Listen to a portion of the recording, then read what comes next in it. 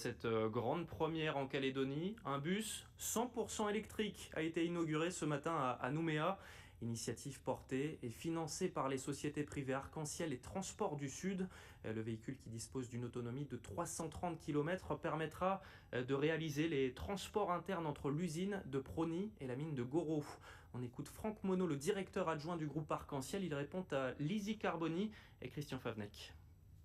Alors c'est une volonté du client à la base, du client qui voulait lui passer son site en électrique. Et nous espérons que cet essai, que ce premier bus, on entraînera plusieurs et que les collectivités prendront le pas et de passer dans cette solution d'avenir qui pour nous est vraiment beaucoup plus rentable sur le long terme que du thermique. Alors justement, en quoi c'est rentable? Comment est-ce que ce bus électrique peut finalement se développer à l'échelle du territoire? Alors, c'est rentable parce que la consommation, qui est le poste numéro 1 du bus, est divisée par 3. Ça nous coûte 3 fois moins cher de mettre de l'électrique que de mettre du carburant. Il n'y a plus d'entretien tel qu'on le connaît. Alors il y a toujours de l'entretien, mais il n'y a plus de révision, il n'y a plus de pièces d'usure, il n'y a plus de pièces mécaniques sur un moteur. Et bien sûr, sur le long terme, les freins sont quasi inexistants, c'est le frein moteur. Donc sur le long terme, bien sûr, on ne peut pas l'amortir sur une année ou deux, mais sur 4-5 ans, le bus est totalement amorti et totalement rentable. Et parmi les accompagnateurs de ce projet, il y a notamment l'ACE, l'Agence calédonienne de l'énergie, dont le directeur est ce soir notre invité. Bonsoir Maxime Nachin. Bonsoir Valentin. Et merci d'avoir accepté notre invitation. Premier bus électrique donc sur le territoire. On a du retard par rapport à la métropole où les premiers ont été mis en service en 2016. Est-ce qu'il s'agit d'une initiative isolée ou est-ce qu'on doit s'attendre à voir ce type de bus fleurir sur le Caillou ? Non, je pense que c'est le premier d'une longue série. Si on regarde ce qu'ont fait nos voisins de la Polynésie, les 6 premiers bus sont arrivés en 2019. Aujourd'hui, ils ont une vingtaine de bus en circulation. En tout cas, c'est une grande étape pour le développement de l'électromobilité en Nouvelle-Calédonie. On a commencé au niveau de l'Agence calédonienne de l'énergie en 2022 à faire un plan de déploiement des IRVE, donc des bornes de recharge pour les véhicules électriques.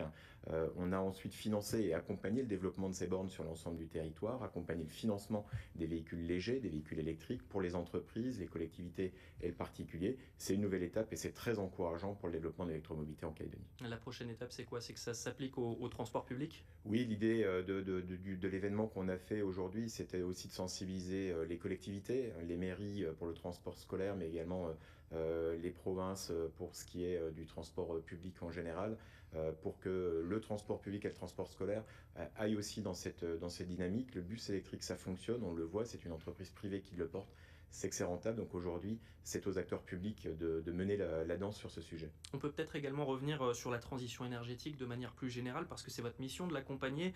Il y a quelques années, en 2017, on était à peu près à 90% d'énergie fossile en Calédonie. Est-ce que la donne a changé depuis ?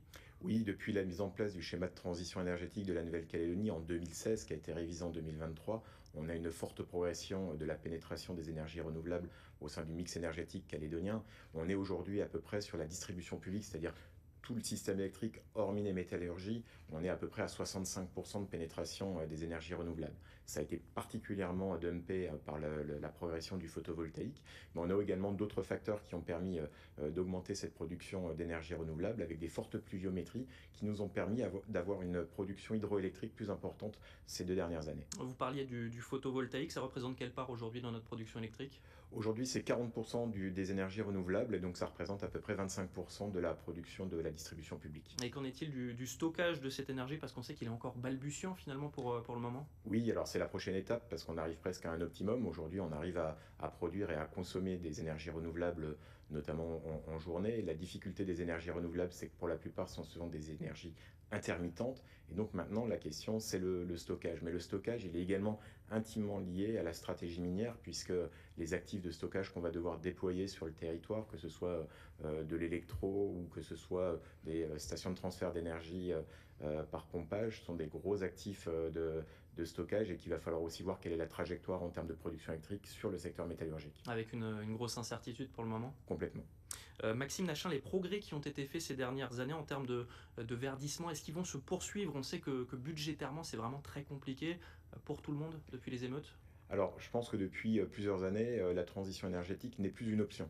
Et on a la chance, avec l'Agence calédonienne de l'énergie, de pouvoir décrocher des financements qui ne sont pas seulement les financements qui sont liés au territoire. Donc on passe un peu la bosse par rapport à ces sujets budgétaires.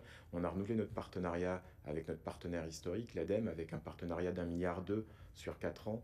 On va renouveler prochainement une enveloppe avec l'Agence française de développement sur le fonds Outre-mer. On travaille également sur les dispositifs nationaux, notamment France Nation Verte, avec des projets qu'on a pu décrocher récemment sur le déploiement du covoiturage en Nouvelle-Calédonie, tant sur la partie études que sur la partie infrastructure. Donc aujourd'hui, pour la transition énergétique, pour l'adaptation et l'atténuation au changement climatique, il y a des fonds.